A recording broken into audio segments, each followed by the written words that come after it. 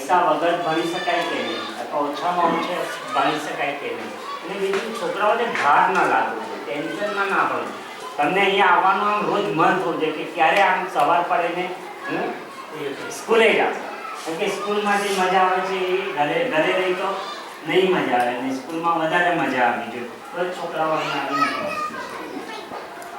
પણ પેલું જેમ ભણવા જાય તેમ પછી ઇતર પ્રવૃત્તિઓ નથી હોતી.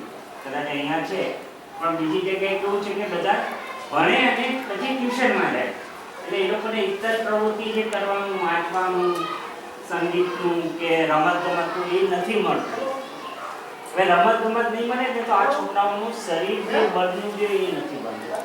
આ લોકોના જીવનમાંથી ધીરે ધીરે રમતગમત નીકળી ચાલે. કેમ કે મોટે ભાગની બીજી જે સ્કૂલો હોય છે એમાં હવે નવી સ્કૂલોમાં પૈસા લે છે પણ ગ્રાઉન્ડ નથી હોતા. વ્યાયામ કરશે તો એવી કોઈ રમતગમતમાં એ લોકો શારીરિક શ્રમ કરશે તો એ લોકોને ભૂખ લાગવાની છે. ભૂખ લાગશે તો ખાશે. આજે પેલા છોકરાઓ ભૂખ નથી લાગતી કેમ કે એ લોકો વ્યાયામ કંઈ આવતું જ નથી. મોબાઈલ ઘરથી રિક્ષામાં સ્કૂલે જઈને આવે પછી ટીવી જોઈને ઘરમાં બેસી રહે એટલે એ લોકોને ભૂખ ન લાગે. અને ભૂખ લાગે તો આ એક 10 રૂપિયાનું પડીકું આપી દીધું એટલે એ વધારે ટેસ્ટી ખાય. અને ઘરમાં રોટલી કે રોટલો કે શાક કે એ બધું ગયું હોય તો એ ના ભાવે. એટલે ખાલી ને ખર્ચલ કરવાનું પર લઈ જઈને ભણાય છે. તમે બધી વસ્તુ જેમ કે પોસ્ટ ઓફિસ શું તો પોસ્ટ ઓફિસ એક આમાં હોય અને તમે પોસ્ટ ઓફિસમાં જઈને બેંક શું તો બેંકમાં જઈને જો થઈ શકતું. એવી નાની નાની વસ્તુ જ્યાં જે નજીકમાં કદાચ લઈ જાઓ છોકરાઓને અને સમજાવો તો વધારે કદાચ જોઈને. અને અમારી તો એ પણ જો સરકાર જે શિક્ષકોને બને એટલું છે ને શિક્ષણની જવાબદારીઓ ઇતર બીજી જવાબદારીમાંથી થોડા મુક્ત કરો અને કહો કે હા તમારું ધ્યેય જ કે આટલા બાળકો જોઈએ અને એને વધારવાની જવાબદારી શિક્ષકની અને શિક્ષણની જવાબદારી ટોટલી બીજી બાજુમાં તો બીજા ઘણા અનએમ્પ્લોય છોકરા છોકરીઓ છે એ લોકો પાસે મત ગણતરી ને વસ્તી ગણતરી ને અને તે એ બધા કામ એ લોકો પાસે કરો. ને તમે જો આ છોકરાઓને નહીં ભણાવો તો ડેફિનેટલી તમને ફાઇલિંગ મળે. આ કેમ આવું થઈ રહ્યું તો તમે જે મત ગણતરીનું કે બીજું કંઈ નાનું મોટું કામ કરતા હો તો એ કામ બીજા અનએમ્પ્લોય યુથ બધા બહુ હોય છે એને લગાવો ને. શિક્ષકને શું કરવા જવાબદારી? શિક્ષકને જો આ છોકરો ના ભણે તો તમારી ટાઈમ એમાં છે એટલે આ લોકોનું લેસન ને બધું રહી જાય છે. પછી એના પછી ગુણોત્સવ રાખવી જોઈએ કે આ બાળક છે શાળાએ જવું જોઈએ. હવે અહીંયાનું બાળક છે એ 5મા ધોરણમાં ભણતો છે. હવે એના મમ્મી પપ્પા કામ કરવા બીજે મોકલી દે તો એને અમે ક્યાંથી શોધીને લાવીએ? એટલે સરકારે એક વસ્તુ એ પણ જોવું જોઈએ કે જે આવી રીતે પછાત રૂરલ ગામના છોકરા છે એ છોકરાઓ શાળાએ જાય એના માટે એના વાલીને બી થોડું કહેવું પડે. કારણ કે અમે અહીંયા તો અમે લોકો દરેક ટીચર બોલાવા જાય ત્યારે જ છોકરાઓ અમુક આવે નહીંતર આવે જ નહીં. હવે એ છોકરાઓ માટે કેવી રીતે કરી શકાય? એટલે ગવર્મેન્ટે આ પણ રાખવું જોઈએ કે કંઈ ને કંઈ તો જ વાલી પણ પોતાના છોકરાને મોકલે ને. કારણ કે જે એજ્યુકેટેડ પેરેન્ટ્સ છે એ તો એના ચાઇલ્ડને મોકલવાનું જ છે. એના માટે ટ્યુશન બી કરશે, એને એજ્યુકેશન પણ આપશે. પણ આ છોકરાઓ જે ભણશે તે અહીંયા જ ભણશે. બે સારી વાતો શીખશે તો તમારા જેવી વ્યક્તિ આવીને કંઈ સંભળાવશે કે તો એ શીખશે. બાકી એના ઘરેથી એને કશું નહીં મળશે.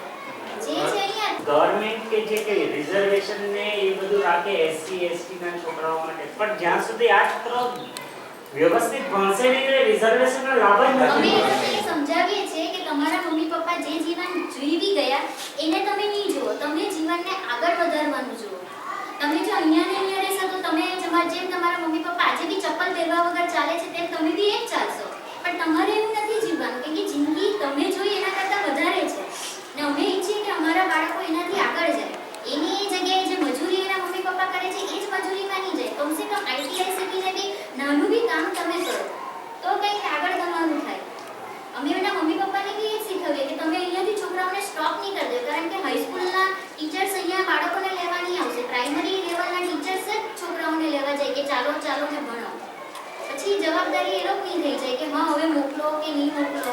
પછી એ લોકો કટ થઈ જાય. એટલે એ જે સામાજિક સોચ જે વિચાર જે છે એ બદલાવ લાવવા માટે પોલિટિકલી જે કામ કરવાનું છે તમે તે પાર્ટી જીતી ગઈ પછી આજે હું આવ્યો એનું કારણ પણ એ હતું કે તું ખાલી સરપંચ બનવાનું નથી, દેખાવું જોઈએ કામ કે હું 5 વર્ષની અંદર આરક અને રણોદરાને બદલીને અમે દેખાવ. આવતે વર્ષે કોઈ પાર્ટી હોય ને તો પાર્ટી તને પૂછતી આવે કે ભાઈ તને ટિકિટ હું આપું, તને જ હું સપોર્ટ કરું, એવું કામ કરીને બતાવવાનું. અને એ જ મોટિવેટ હમણાં એમના ઘરે મિસિસને એમની છોકરીને બધાને એ જ મોટિવેટ કરીને ભાઈ કે તમે આગળ વધો અને બીજા લોકોને આગળ વધારવા માટે. જેમ કે આ લોકોના છોકરાઓ છે સમજો કે જે આજે હાઈસ્કૂલમાં કે કોલેજમાં ભણે છે તો કોલેજના છોકરાઓ પણ અહીંયા આવી શકે છે, શું કરવા નથી આવતા એમ. તમે આપણી તારી જે દીકરી છે એ પણ અહીંયા આવીને હું આજે વાત કરી છું, તારી દીકરી આવીને એની જોડે વાત કરશે કોલેજમાં. બાળકોને કે ભાઈ હું અત્યારે કોલેજ સુધી પહોંચી છું, આ કરું છું અથવા તો અહીંયા હું જોબ કરવા માંડી, પણ મેં આ વસ્તુ કહી. હા, તો એના પરથી એમને ખ્યાલ આવે કે હવે મારે કેવી રીતના આગળ વધવું.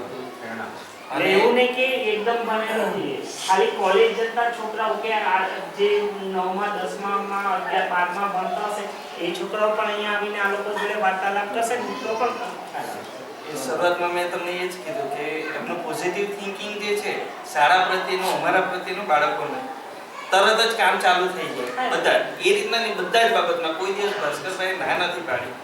સરપંચ પહેલા પણ એટલે એમનું નેચર પણ એ રીતનું છે ને મેં તો કીધું કે હવે આપણે સાથે ટીમ બનાવીને આગળ વધીએ. ફક્ત આટલું જ નહીં, આંગણવાડીથી મારા બાળકો આવે તો ત્યાંથી પણ એમને પણ બોલાવીએ કે એ ત્યાંથી પણ થોડુંક શીખીને આવે, તમને થોડોક પાયો મજબૂત થાય. બરાબર, એ પણ અમે સાથે બોલાવવાના જ છું ને એમને, અને મીટિંગ કરવાના જ છે.